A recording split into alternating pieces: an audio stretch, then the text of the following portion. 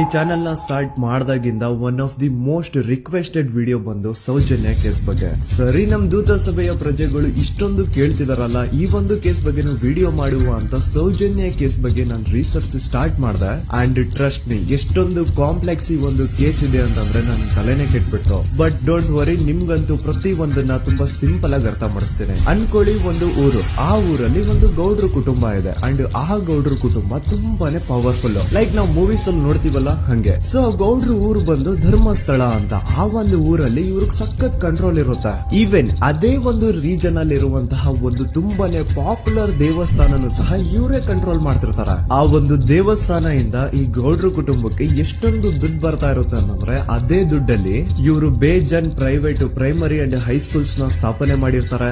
ಬೇಜನ್ private medical colleges ಇರ್ತವೆ. And ಬೇಜನ್ private ದೊಡ್ಡ ದೊಡ್ಡ ಹಾಸ್ಪಿಟಲ್ಸ್ ಇರ್ತವೆ. ಒಟ್ಟಲ್ಲಿ ಹೇಳ್ಬೇಕು ಅಂತಂದ್ರೆ ದುಡ್ಡಿನ ಸುರಿಮಳೆ ಇವ್ರಿಗೆ.